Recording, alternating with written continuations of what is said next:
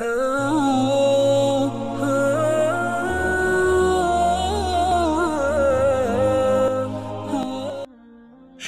দিনী ভাই ও বোনেরা, আসসালামু আলাইকুম ওয়া রাহমাতুল্লাহ। আশা করি মহান আল্লাহ রাব্বুল আলামিনের অশেষ দয়ায় সবাই ভালো আছেন।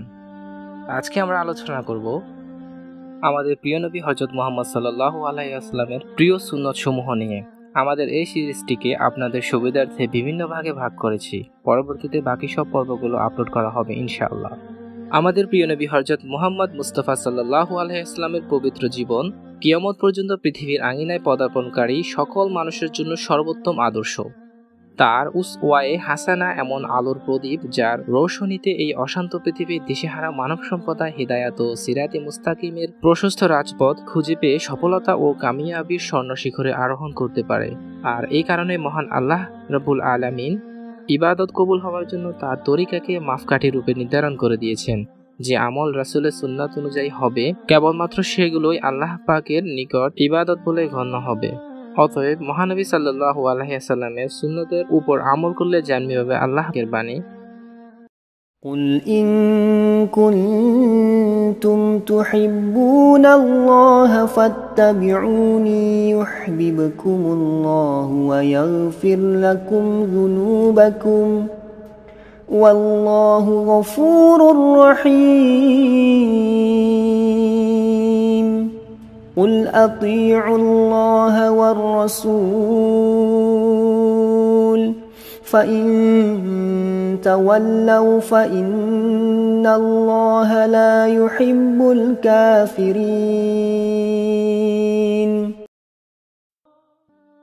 অর্থাৎ আপনি বলুন, যদি তোমরা আল্লাহকে ভালোবাসো তাহলে আমার অনুসরণ করো, যাতে আল্লাহ তোমাদিগকে ভালোবাসেন এবং তোমাদিগকে তোমাদের গুনাহ সমূহ মাফ করে দেন। আল্লাহ হলেন ক্ষমাকারী, দয়ালু। সূরা আলে ইমরান আয়াত নাম্বার 31। এর উপর আমল হবে তেমনিভাবে স্বাস্থ্য রক্ষার জন্য অত্যন্ত উপকারী, কেননা আধুনিক স্বাস্থ্য বিজ্ঞানের গবেষণা এই কথা প্রমাণিত হয়েছে যে মহানবী সাল্লাল্লাহু আলাইহি ওয়াসাল্লামের প্রতিটি সুন্নতের মধ্যে বিস্ময়কর হিকমত নিহিত রয়েছে। বক্ষমান নিবন্ধে আমরা আমাদের দৈনন্দিন জীবনের সাধারণ কয়েকটি সুন্নাত ও তার হিকমত নিয়ে আলোচনা করব। খানা খাওয়ার আগে ও পরে হাত ধোয়া সুন্নত। মহানবী সাল্লাল্লাহু আলাইহি ওয়াসাল্লামের সুন্নত হলো খানা খাওয়ার আগে ভালোমতো হাত ধুয়ে নিতে হবে, কিন্তু কোনো কিছু দিয়ে হাত মুছবে না। এই ব্যাপারে আধুনিক স্বাস্থ্যবিজ্ঞানের বক্তব্য হলো খানা খাওয়ার পূর্বে হাত অতি উত্তম রূপে ধুয়ে নিতে হবে, কেননা বিভিন্ন রোগ জীবাণু হাত থেকে খানা খাওয়ার সাথে মিলে আমাদের পেটে প্রবেশ করে রোগের সৃষ্টি করে। আর খানা খাওয়ার জন্য হাত ধুয়ে তা মুছবেন না, কারণ কোনো জিনিসের জীবাণু মুক্ত নয়। কাজে আমরা যখন গামছা, তোয়ালে ইত্যাদি দ্বারা হাত মুছবো, তখন রোগ জীবাণু পুনরায় আমাদের হাতে লেগে খানার সাথে পেটে চলে যাবে, আর এই অবস্থায় হাত ধোয়া আমাদের কোনো কাজে আসবে না। খানা ভালো মতো চিবিয়ে খাওয়া সুন্নত। মহানবী সাল্লাল্লাহু আলাইহি ওয়াসাল্লামের অভ্যাস ছিল খানা ভালো মতো চিবিয়ে খাওয়া। স্বাস্থ্যবিজ্ঞানের কথা হলো খানা ভালো মতো চিবানোর পর গিলবে, যাতে করে মুখের লালা খাদ্যের সাথে ভালো মতো মিশে যায়, কেননা মুখের লালা খাদ্য হজমের ক্ষেত্রে সহায়ক হয়। এছাড়া আরেকটি ফায়দা হলো যে খানা ভালো মতো চিবিয়ে খাওয়া হয় তা হজম করে আমাদের শরীর উপযোগী বানাতে পাকস্থলী তেমন ব্যাগ পেতে হয় না। এর ফলে পেটের বিভিন্ন রকম পীড়া থেকে মুক্তি পাওয়া যায়। খাদ্যদ্রব্য ফু না দিয়ে খাওয়া সুন্নত। মহানবী সাল্লাল্লাহু আলাইহি ওয়াসাল্লাম খাদ্যদ্রব্য ফু মেরে ঠান্ডা করতে নিষেধ করেছেন, বরং উহা নিজে নিজে ঠান্ডা হওয়া পর্যন্ত অপেক্ষা করতে বলেছেন। এই ক্ষেত্রে স্বাস্থ্যবিজ্ঞানের বক্তব্য হলো মানুষ যে শ্বাস ত্যাগ করে তা দূষিত থাকে, আর এতে রোগ জীবাণু থাকার সম্ভাবনা প্রবল। সুতরাং কোনো খাদ্যদ্রব্য কিংবা খানার পাত্রে ফুঁক মারলে সেই খানা বা পাত্র দূষিত হয়ে আমাদের জন্য ক্ষতিকারক হতে পারে। আরও একটি সুন্নত হলো বসে পানি পান করা। মহানবী সাল্লাল্লাহু আলাইহি ওয়াসাল্লাম সর্বপ্রকার পানীয় বসে পান করতেন এবং তিনি বসে পান করার জন্য উপদেশ দিয়েছেন। আধুনিক স্বাস্থ্যবিজ্ঞানের গবেষণা অনুযায়ী অধিকাংশ লোক গেটে বাত ও অ্যাপেন্ডিসাইটিস রোগে দাঁড়িয়ে পানি পান করার ফলে আক্রান্ত হয়। এইরূপভাবে দাঁড়িয়ে দাঁড়িয়ে হেঁটে হেঁটে খেলেও বিভিন্ন রোগ দেখা দেয়। আমাদের প্রিয় নবী হযরত মুহাম্মদ সাল্লাল্লাহু আলাইহি ওয়াসাল্লামের অন্য একটি সুন্নত হলো রাতে তাড়াতাড়ি ঘুমানো আর সকালে অতি ভোরে জাগ্রত হওয়া।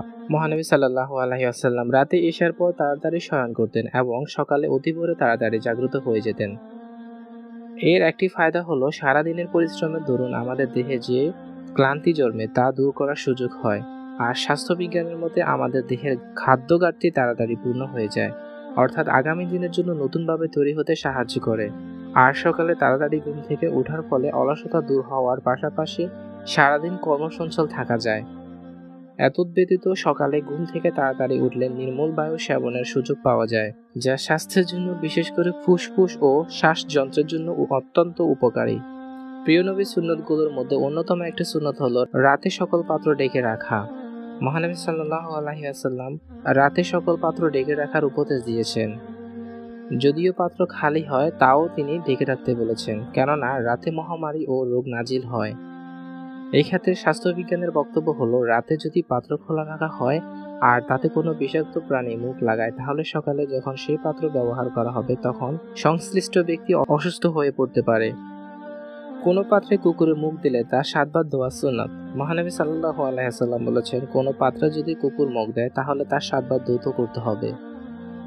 স্বাস্থ্যবিজ্ঞানীগণ গবেষণা করে এই কথা প্রমাণ করেছেন যে কুকুরের শ্বাস ও লালা মারাত্মক রোগ জীবাণু বহন করে, কাজেই তার 7 বার ধোয়া ব্যতীত ব্যবহারযোগ্য তথা পাক হবে না। আজ এত পরীক্ষা নিরীক্ষার পর বিজ্ঞান যে সিদ্ধান্তে উপনীত হয়েছে, আজ থেকে প্রায় 1500 বছর পূর্বে মহানবী সাল্লাল্লাহু আলাইহি ওয়াসাল্লাম তা বলে দিয়েছেন। উপরোক্ত আলোচনা আমরা এই কথা বুঝতে পারলাম যে মহানবী সাল্লাল্লাহু আলাইহি ওয়াসাল্লামের সুন্নতের সর্বাত্মক অনুসরণ, যেরূপ তার প্রতি ভালোবাসার বহিঃপ্রকাশ এবং আল্লাহ পাকের ভালোবাসা লাভের ও গুনাহ মাফ করানোর উপায়, আমাদের স্বাস্থ্য সুরক্ষার জন্য মহা ঔষধ বটে। আল্লাহ রাব্বুল আলামিন আমাদের সবাইকে তার প্রিয় নবীর সুন্নাত সমূহকে নিজ জীবনের আদর্শ রূপে গ্রহণ করার ও তদানুযায়ী আমল করার তৌফিক দিন। আমিন। ওয়া আখির দাওয়ানা আনিল হামদুলিল্লাহি রাব্বিল আলামিন।